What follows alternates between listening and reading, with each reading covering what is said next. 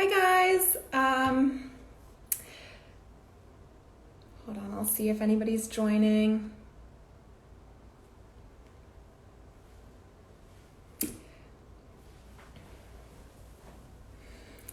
Hi guys, my name is Olivia Markowski. I'm our community manager here at Bookclubs.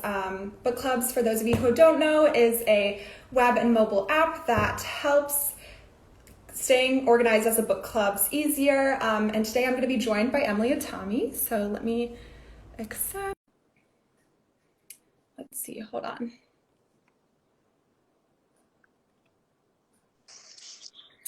Hi, Emily. Hi, how are you? Good, how are you? Very good, thank you. Sorry, I realize you're seeing my forehead, which is not really that. Oh, you're totally fine, no worries. First off, I wanted to just say thank you so much for joining. I can't express to you how excited I was. I actually had this crazy dream that I was in Tokyo and interviewing Mizuki. So Oh, it's yay! been on my mind quite a bit. So I'm very, very excited. Thank you so much for inviting me. I'm so happy. Yes. And so for those of you who haven't read Fault Lines follows Mizuki, who is a Japanese housewife who seemingly has it all. She has beautiful children, a successful husband, a beautiful home, but she still finds herself kind of missing something and just feeling isolated. And that's when she meets Kiyoshi, who just kind of embodies this whole different life. And their relationship ultimately evolves into kind of an affair, and this book follows a bittersweet love story that sheds light on how difficult it can be for women to find their own identity despite the societal expectations that are thrust upon us. So if you're ready to get started, I'll go ahead and start asking some questions. Yes, that's great. Thank you so much for that summary. That was great. Oh, Often people are good, like, can good. you give a quick précis about the book? And I'm like, Yeah. I wrote the book, but it's quite difficult to describe. But what you did, that Yes. was perfect. So thank you Well, very much. thank you. Thank you. So for my first question, I just wanted to kind of start at the beginning. I know you are a published freelance journalist as well as a travel writer. So I just wanted to ask what made you decide to write this debut novel, and what made you decide to write this story specifically? Well, I obviously, not obviously, but I always loved writing. So I always wanted to write a book and was kind of thinking about it. And when my children were very small, I was brought up in Tokyo as a child, and then moved back to London. And then we moved to Japan when my children were really young.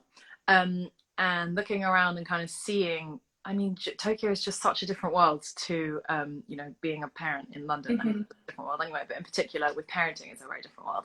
And I had my second kid. My second kid was very young when we went to Tokyo, so it was kind of being able to compare those two parenting experiences was a really interesting thing. And I was thinking so much at that time as well about the loss of identity that you. I mean, not necessarily, but you. I was feeling myself quite a kind of a total change of identity in the moment that your kid's born, because suddenly instead of just being a single person who can make decisions for yourself, like your entire identity has been completely Mm-hmm. subsumed by these really tiny demanding people. And I Definitely. think that Tokyo in particular was a society where there were such strong expectations on the way that you're meant to behave. Mm-hmm. And people from the outside, I mean, it looks so amazing and so perfect, everyone's so perfectly presented, and that kind of, it really interested me, the difference between what I imagined must be the difference between what you can see on the outside and what people must Yeah. be feeling on the inside. That kind of Mm-hmm. really got the story going in my head. Yeah, definitely. I feel like I can totally well, I can't understand because I'm not a mom, but I feel like just the amount of pressure and the amount of almost you never feel like you're doing enough. I feel like you really captured that in the book. And yes, so that kind of brings me to my next question, which you already sort of answered, but you do such a truly amazing job at transporting the reader to Tokyo. And so I guess just what is this, how does the setting play a part in the story, as well as could you share more about your personal experience with Tokyo? Yeah. Well, I think that I did feel that Tokyo was a really good setting for it, because even though I think that I was actually going to say, when you said, you yourself not being a mom, I kind of feel that even though all the things that have been talked about, like identity and what things look like from the outside versus what they look like from the inside, I feel like they can be quite exacerbated in the moment that your kids are so young, just because it's such an intense time and no one's Mm-hmm. sleeping enough and everything's been so turned upside down. But to some extent, I feel that it's something that we all feel like, I was going to say particularly women, but obviously I'm sure that men feel it too, but I think that it's something that we feel all of the time, that kind of difficulty with identity and trying to figure out who we are versus what society wants us to be. So those issues have always really interested me, and it just did seem that Tokyo was just a place where the things that we talk about a lot anyway, like sort of gender roles and trying to move forward, you know, with where there's kind of the old-fashioned gender roles that worked for a reason, and then the new gender roles that we're kind of trying to figure out now that we can all work and we can all help. But actually, I think that at the moment we're in a particularly difficult time where we haven't quite figured out how to balance it. So actually we're all trying to do everything, and that's possible as well. So this kind of transition period, it seemed quite interesting to think about that in the context of a society that still does have relatively old-fashioned gender roles as well. Right. And in particular, that was really contrasted with the fact that Tokyo looks so modern. And in a lot of ways, it is really modern and it's so functional. And you think that it's going to be so kind of forward-looking. And in certain very specific ways, like technology and science and the way that things function, it's like amazing. And then in the other ways, it's still really old-fashioned. Which is not to say, you know, I think sometimes that's been interpreted as saying that it's a backward society. That's not what I mean at all. It's an old-fashioned society, which I think is really different. And it has all of the good reasons for keeping I'm not saying they are good reasons, I mean it sees good reasons for keeping people in their gender roles. So I felt like it was a really interesting setting for that. And Tokyo, I mean, I was just desperate to write about it because when I first moved back to England, I missed Tokyo so much. And I'm really sorry, I've just my dishwasher's making a no worries. I miss Tokyo so much, and I feel that it's changing as time goes on. But when I was younger, I definitely felt that the portrayals of Tokyo were very much kind of, oh, it's so traditional and it's so beautiful and it's all like beautiful temples. Maybe not Tokyo, sorry, Japan. Or it was all like, oh, I have all these like weird neighborhoods with these weird like maid cafes and stuff.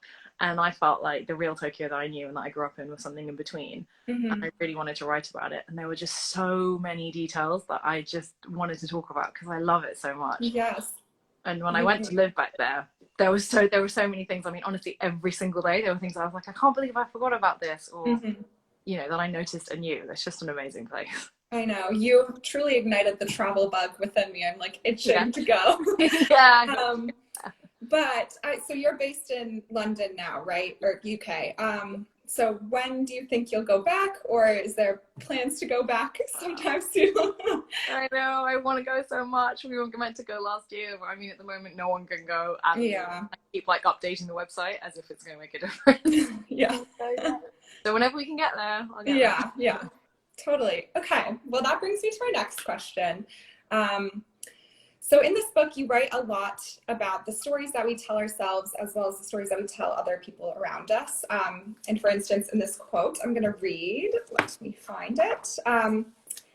Maybe in all of those years of happy marriage, Tatsu thought that nice wife Mizuki was the real me and was disappointed when the fault lines started to appear. So Mizuki often kind of plays different characters based on who she's with, whether it's with her kids, whether it's with Tatsu or with Kiyoshi. And so I just would love for you to elaborate a little bit more on the idea of the roles that we play within our lives and for the people around us, and what made you decide to highlight this in your writing? Well, this might be giving away more of myself than about the way that people function in general, but I feel that people go around having different roles that they play in different circumstances. I mean, I think that probably is true, even of the person who imagines themselves to, not imagines, but who is quite true to themselves. I mean, you're not going to behave the same, right? Like with your partner or whatever, as you do when you're talking to the headmistress or your boss or whatever it is. So we all have those things that we do. And again, in Japan, I think that it's very highlighted. I mean, it's a fact that, you know, I would even find myself talking in a higher voice when I speak in Japanese, for example, which is a thing that everyone does. When, you know, my mum is Japanese and I see her when we're kind of in a Japanese setting, she's very demure and quiet and talking in her nice high voice. I mean, in her nice high voice. And as soon as she swaps to English, it's like she has a complete personality transformation. She starts talking about completely different things. I think that's quite a common thing across languages. But I found that really interesting, you know, in general, and in Japan in particular, because it's a society that requires you to be, that has such strict rules about how you have to behave in different situations. Right. I also think within a relationship, that's really an interesting and important thing to think about.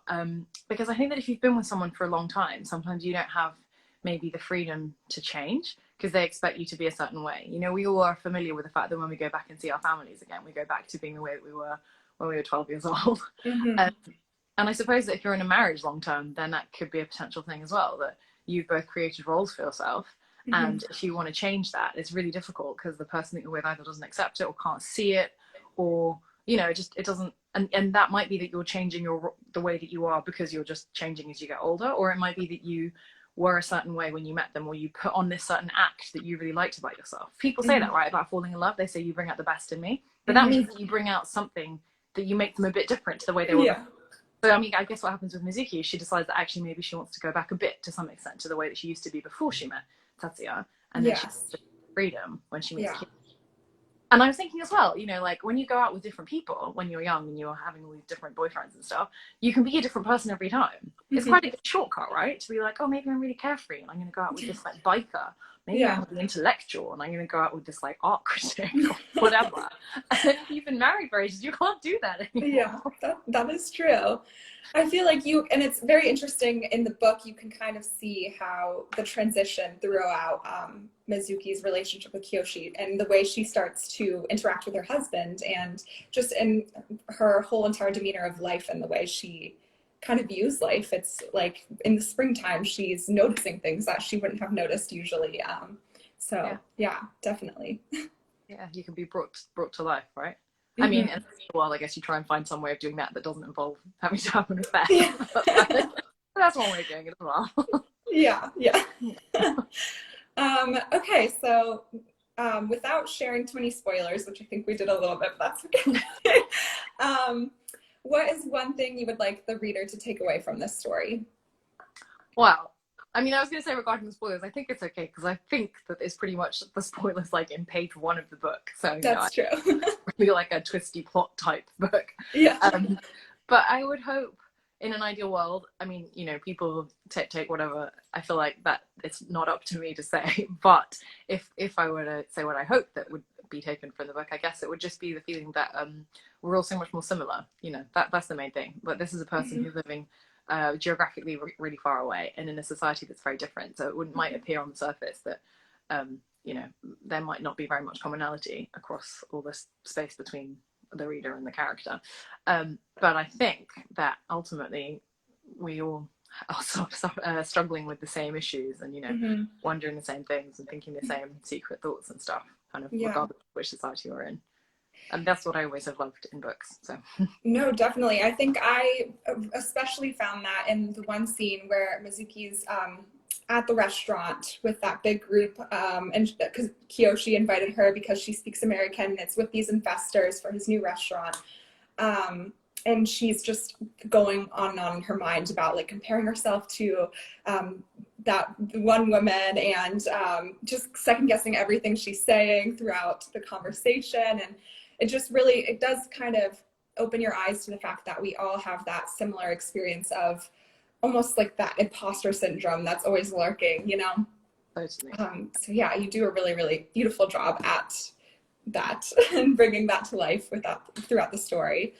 And then that brings me to my last question, which is, if you could share, totally understandable if not, are you planning on writing another novel soon? Or what's your next step in this journey? And mostly just because I just can't wait to read, but. Very nice of you. Yes, I'm definitely hoping to write another novel. And I'm planning to, and I'm, you know, like in the process of trying to do that. But I think it's accurate to say that I'm trying to do that because I feel like writing a novel, you can never guarantee, right? You don't know where it's going to go or what's going to happen. Like, I'm definitely going to keep writing. Whether or not it will succeed, you know, that's like a different thing, but I'll keep going. Okay, gotcha. Well, I'm excited. I can't wait. And finally, with these interviews, we kind of like to wrap them up with these rapid fire questions. So more personal about you specifically. My first question is, what book is currently on your nightstand? I'm reading The Prime of Miss Jean Brodie by Muriel Spark. Okay. Yeah, which I'm really excited about reading because I've just been reading loads and loads of new fiction recently, which I've loved. But I feel like sometimes it's nice as well to balance it with some of the old stuff that I haven't got around to reading yet. So I'm really enjoying it. I need to do a little bit more of that myself. I feel like my TBR list is just on growing, and I have so many books piling up that it's hard to go back to the classics. But my next question is, do you have a favorite podcast or TV show series right now that you're watching or listening? I'm recently discovered The Food Chain, which is on BBC World Service, Ooh. and it's about all food related stuff. And it has like a really great bit, for example, where it has like my life in 5 dishes, and they'll have like chefs and stuff where they talk to them about like their life in 5 dishes. So I guess it's kind of like Desert Island Discs, but with food rather than music. That's awesome. It's so interesting, and loads of just really interesting things about different aspects of the food industry and history of food. And it's fantastic. I think it's really, really good. I'll have to add that onto my list. That sounds really good. And my next question is, have you ever been in a book club, and what does book club mean to you? Yes, I'm in like the best book club ever. It's so good. I've been in it for about 9 years. Oh my goodness. And we meet on the last Thursday of every month. And the girls in book club, it so happens that it's all girls. They're just totally fantastic. And we do loads of really fun stuff together. We read so much excellent stuff. And I really love the fact that I read things that I would never normally read. Not never, like things that, and I feel like compelled to finish it. So that's definitely good. And we were meant, actually, which, you know, it's very sad, we were meant to go away this weekend. So my friend, her husband is the head of a boarding school, and we were going to go sleep over in the dorms and like have this whole like school book themed like weekend, but then COVID got in the way and now we can't go, so it's really sad. Oh my goodness, I'm so sorry. Did you guys, how did you guys come together as a book club? Is it just friends, or? It was actually started, I was really happy to be invited to join, because it was already started by two people who just happened to meet, because they live in the same building, so they were neighbours, and they both loved reading, so then they just like brought together a whole bunch of people, so it's like 10 or 15 of us, I think. That's beautiful. And you guys are all kind of all over now, I guess, from my understanding. Or do you guys still live in the same building, or? Oh, no, we're all over the place, but we're mainly in London. Gotcha. Yeah, so we can still see each other, so it's perfect. Very cool. Every week, every month. Yeah, that's beautiful. I love hearing about long-term book clubs. It really makes me happy. So it's like the best thing, really. Yes. And my final question is, if COVID permits, what would be your next place that you would like to travel to? I'm sure you already know the answer to that. So I really want to go to Tokyo. Yes, I want to go to Tokyo so much. But you know, as soon as we can go there, that would be really, really good. And then we always used to travel from Tokyo. Whenever we lived there, we'd go around Southeast Asia a lot. Obviously, we haven't been there. Goodness knows when that's going to be possible. But you know, anytime. Is your family in Tokyo still, or? Yeah, I've got quite a lot of family. They've actually mainly moved out of Tokyo to near the sea, which is where my mum's originally from. So they're in Japan. So we'd go to Tokyo, visit Tokyo, go over and see them. Gotcha. Okay, well, that wraps everything up. But thank you so much for joining me. And for those of you who haven't read Fault Lines, you need to go read it. It's so beautifully written, and I really can't express how much I love this book. I'm going to share it with all my friends. I'm so happy. Thank you. Thank you so much for having me. It was a real pleasure to talk to you. Of course. Thank you. All right. Well, have a great day. Thank you, you too. Bye-bye. Bye.